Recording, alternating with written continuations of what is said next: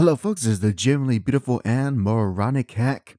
I am very late to this party, but I have finally finished watching Daredevil Born Again Season 2, and I am very happy to report that not only did I enjoy this season of Daredevil Born Again, but I can confidently say that it is an improvement over Season 1. So, I actually do want to start off with what are the actual improvements from Daredevil Born Again Season 1, because I also enjoyed that season. However, there were a few aspects of that season that hinder it from being on par with the highs of the Netflix show. And those qualities being that it did take a bit of while for the actual Daredevil action to be more upfront as I would have liked, mostly because in regards to season 1 and even season 3 of the original Daredevil show, they put a lot more emphasis on Matt Murdock's character growth before he donned proper costume, or at least a costume for Daredevil, and to reach a emotional climax to reach that point.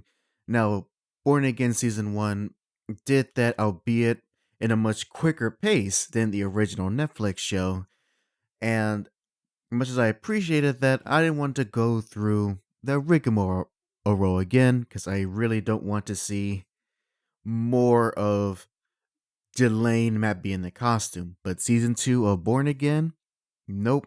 From the first episode of season 2, quite similarly to season 2 of the original Daredevil show, you have the superheroics right from the beginning, and it stays like that throughout the entire season. And because of that, we have a lot more action set pieces within this season than in Born Again Season 1. And they use them very well and very effectively. So while there is more action compared to the first season, it is not just more action for the sake of action. It is to further the story and increase the stakes, and as well to put Daredevil in very creative situations, such as, off the top of my memory, him having to work together with the Punisher or Frank Castle and having their moments of him trying to stop Frank from killing more of the anti-vigilante task force while taking down the anti-vigilante task force as they're raiding Matt Murdock's apartment. You have the very great and memorable moment where Matt Murdock finds this secret detention center where the task force is illegally detaining uh citizens who they believe to either be a vigilante or abetting a vigilante. Daredevil finds this secret detention center, and it is just an amazing moment as he, along with a another vigilante who I believe is actually a lesser known street level Marvel hero by the name of, was it Swordmaster? Or no, I think it was the Swordsman. Don't, I forget. I think it's Swordsman, not Swordmaster. I think Swordmaster is a different character entirely in the Marvel universe, but another lesser known vigilante hero helps fights alongside Daredevil, and it was very cool for at least to see another person fight alongside him, and just being a great moment in regards to the action. It's very choreographed and not stylized, but I do love that this season does emphasize that, Matt is experienced and he knows how to effectively take down his opponents in comparison with the original Netflix show, which famously you see how much Matt was struggling to fight over long periods of time. But Born Again, Daredevil, he is quick, efficient, and doesn't miss a beat. The only times you really see him get down in the mud, metaphorically speaking, is in the later half. I believe it's actually episode 7. Yeah, episode 7. Or is it 6? No, episode 7. Yeah, episode 7 of season 2 is when you have this slugfest between Wilson Fisk and Daredevil. And that one is more you see of him really trying to endure and do a really long fight and it dragging on. So you do get a bit of that in a scene that makes sense in context of why he's not just taking down Wilson. And I actually do appreciate that this season doesn't shy away from the fact that Wilson Fisk himself, like in the comics, is a beast of a man. They're not going to outright say that all that what looks like blubber is actually muscle. They the Daredevil show want to have had a sense of groundedness to them when really it doesn't, but they want to have that illusion to it. So even though, especially at Vincent D'Onofrio's age, well, what looks like just a very older, heavyset man, that don't be fooled. I do appreciate how, aside from just the criminal mastermind aspect of Kingpin that makes him threatening, he still has that physical threat to him, and you see that during his exhibition boxing match with a professional boxer that went very off the rails, even frankly, even before the incident happened right after the fight.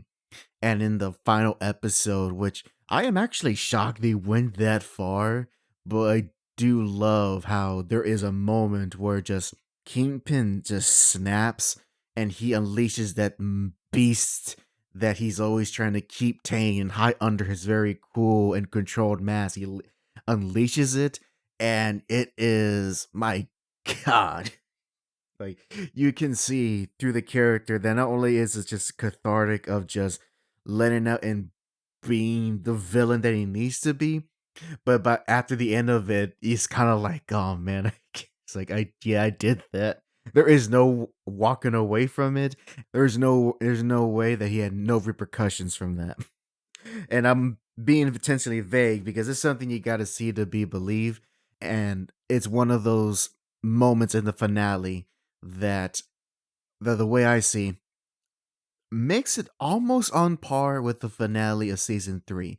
I say almost on par because the finale of the season 3 of the original Daredevil show, that was the ultimate catharsis, and still to this day I can still recollect Matt Murdock beating down Fisk in his own home with Vanessa watching, and Matt yelling at his face, "I beat you." That scene is ingrained into a core memory for me. And that's going to be the same thing too for the end of season 2. Now, it's not as, actually, it's more brutal than the end of season 3, but it has that violent confrontation, but not in the way that season 3 ends. And I do love how there is a contrast, and it shows of how much Matt has grown internally. That with how season 2 ends, it ends in a way that reflects not only Matt's growth as a character and shown of how much he is of how much that he is becoming more than just solving things with his fists and letting his anger and letting his hatred guide him, but instead he actually follows through with his beliefs and with his values and using that as a guide to ultimately take down Kingpin. And to me, that's what made the whole season really worthwhile, was that they give Matt that, not satisfaction, but they give him that, not just the victory over the villain, but the moral victory in showing that essentially fighting fire with fire is not how you win the day. And but also showing how hard it is to achieve that, because in that same finale you get almost like not two different climaxes, but you get two different confrontations of Matt Murdock versus Wilson Fisk. And the final confrontation is more so of Daredevil versus the Kingpin, but the first confrontation is more so Matt Murdock, the lawyer, versus Mayor Wilson Fisk. And throughout that, and it's a court scene. I can at least reveal that that was a court scene. With the way how that go, I do love how essentially Matt chooses the nuclear option so that he can achieve mutually assured destruction for both himself and Kingpin. Because at this point in the story, it is the only way to really take down Wilson Fisk without resorting to extreme violence. And I do love that Murdoch makes that sacrifice, and no, he does save the day, but at a heavy cost. And the actual endings, like the final moments of the season finale, show the cost that he's going to pay. And if there is a season 3, and I hope there is a season 3, all I can really share is that, man, I want to make this reference, but it gives away too much. But all right, I'll say it. I mean, it is. This review is coming way after the fact, so if you already don't know, then that you should watch the show. But let's just say that there is going to be a devil in Cell Block D. I'll leave it at that. So now, switching gears, now is there any criticisms do I have for season 2?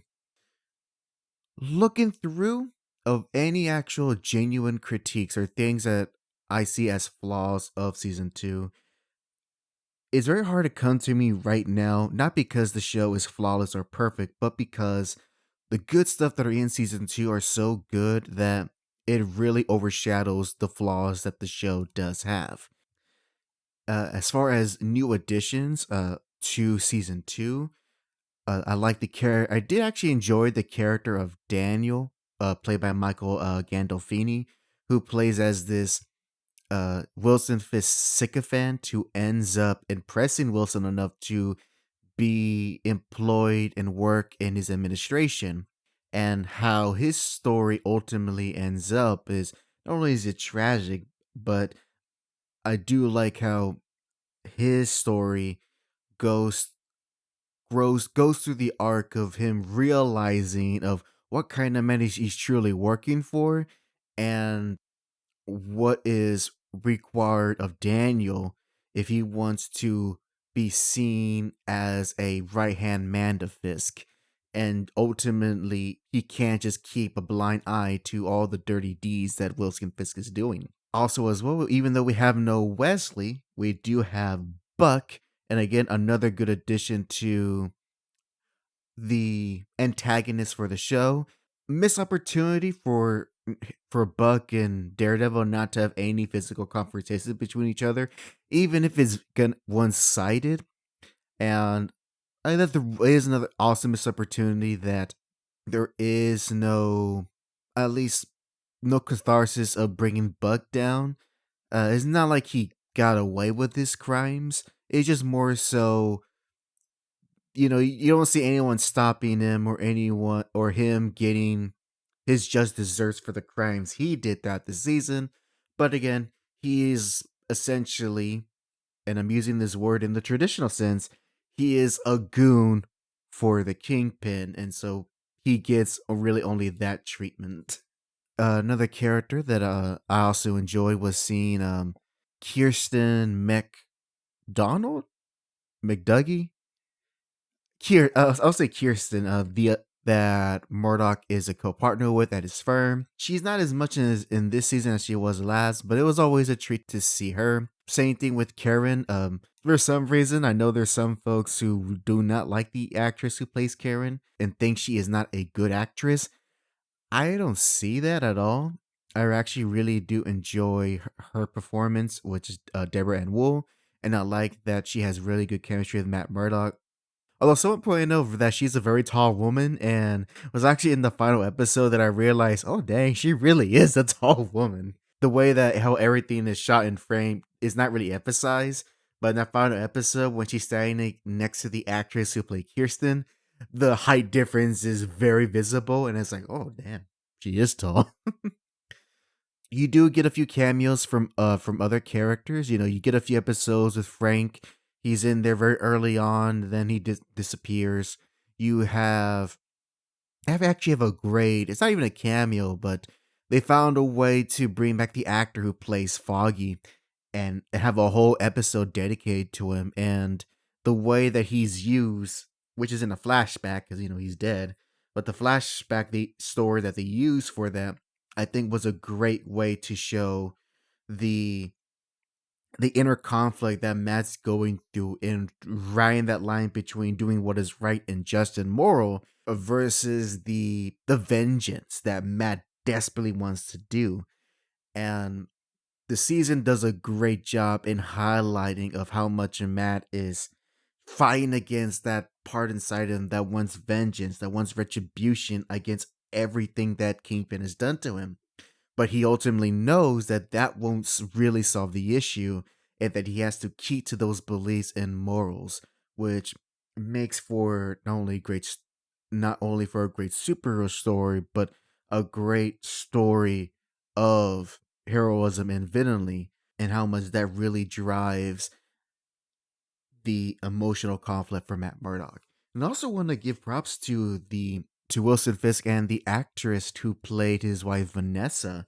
Not only the show did an amazing thing, so this is the only time I will spoil, but in the later half of the show, Vanessa Fisk does get killed, and what was so emotional about that is that, especially if you add in what you see from season one, when they're going through a a marital crisis and they have to work things out as a married couple, you do go on this arc where in season two they are brought together much closer, and you see how much that Wilson cherishes and deeply depends emotionally of Vanessa being beside him. And they work so, and both Vincent D'Onofrio and the actress who plays Vanessa, they work so well together that you forget that, oh wait, he's a horrible criminal, and she is just as horrible for wanting to be with a man like him. But they work so well together, and they play such a good couple together that when she dies, you do feel that sadness of, oh my gosh, she's dead. And then uh eventually then realize, oh wait, I should not feel as bad as she's like. It's kind of wrong for me to say, because obviously she was assassinated. At the same time, in the back of your head, you're like, Vanessa, you had this coming. You're not an innocent victim of Wilson's crime. You not only were known of it, you actively became a part of it. So it's sad, that Wilson lost her, but at the same time, it is just desserts that Wilson Fisk does not deserve to be happy or to have someone like Vanessa in his life, no matter how great they are together. No, no. In order for the scales of justice to balance, you gotta pay for your crimes, and not just in the legal way, but in the in the ways of karma, or for the balance of the cosmos. Nah, you gotta lose everything, including your wife. That's some biblical justice right there. The actor who plays Bullseye Poindexter, man, anytime he appears on screen, I get a little giddy because he plays such a great Bullseye, and even though he's not as insane or as psychotic as the comic interpretation, I actually do like this version of Bullseye more, in that he is less insane. I mean, he still is, but he's less of it, and he's less of trying to be this weird jerk. Or I guess that's the best way to say it, or just a weirdo. I mean, he still kind of is, but he's weird in a very different way, in a more off-putting way. And I do like that by the end of season two, he strangely does get a form of redemption. Now, granted, I don't know how much of a positive it is that he's able to find a new lease on life by being a government agent. But hey, he was there for Daredevil in the end, so I guess that evens out. he helped the hero stay to his word. I guess that's more you could say for a psychotic villain.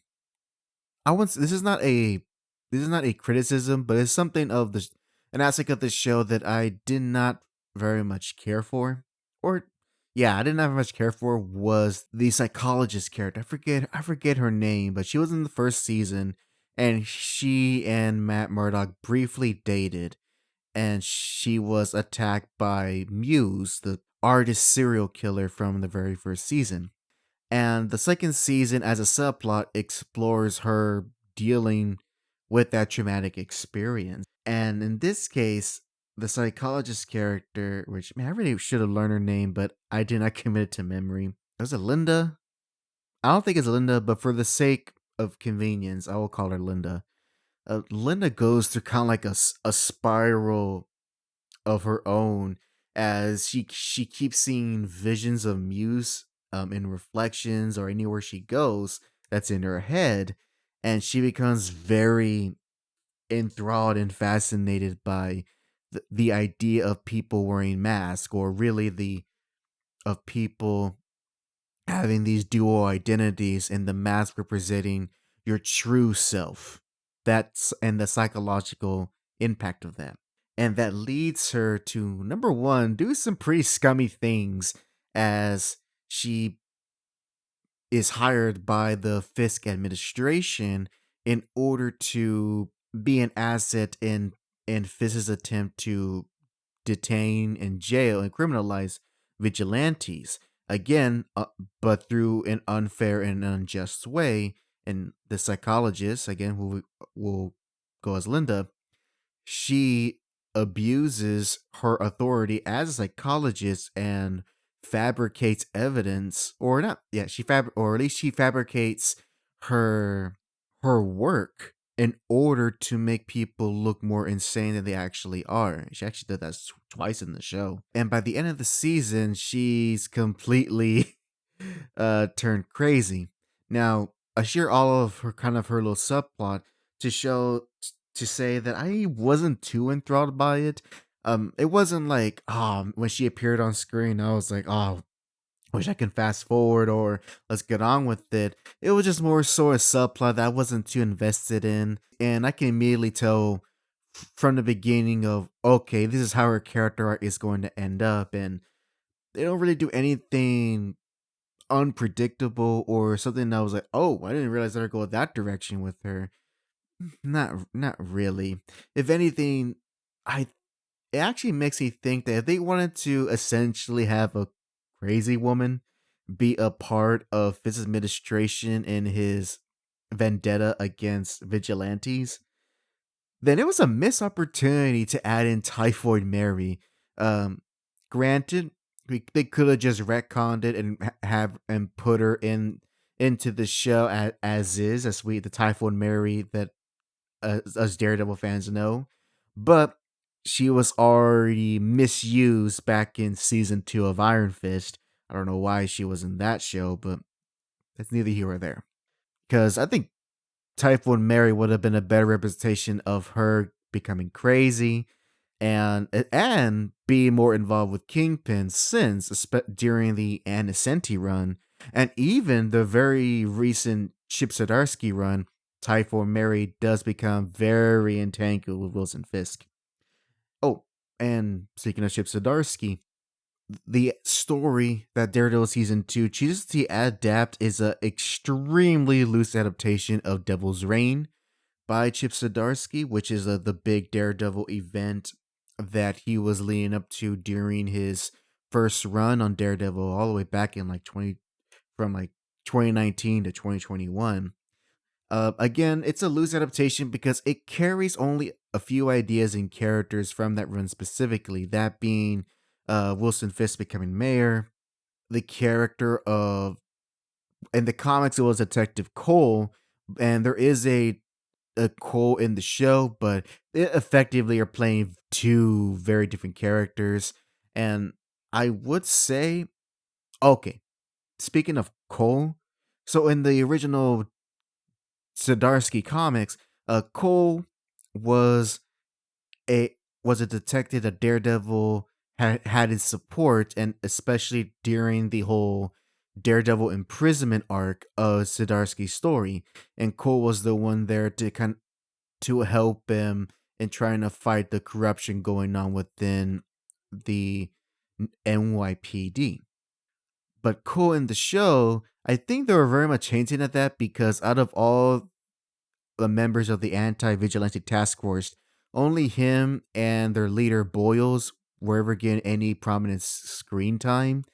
And by the end of the show, to use a wrestling term, I was not convinced of Cole becoming a face. Uh, Mostly because I don't think there was enough scenes of him really either challenging the intent of the task force coming to coming to these moral quandaries of all this illegal stuff that they're doing and trying to catch vigilantes. There's some of it, but not a lot of it. Not enough to really believe that Cole would do a face turn by the end of the show. At the very least, you do see him get what he deserves. So it wasn't like he does one good deed and he is absolved of all the misdeeds that he's done throughout the entire first two seasons of Born Again. So I think that's something they could have done better, was show Cole really doubting that what he is doing is actually right and just.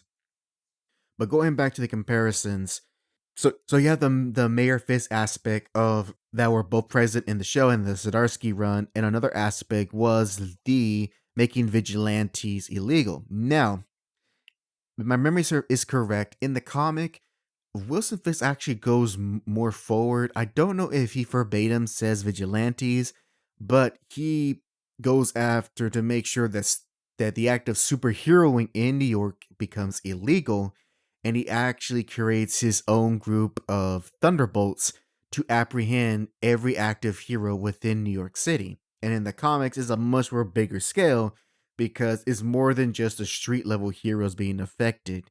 The Fantastic Four are affected. The Avengers in the NYC are affected. Spider-Man is affected.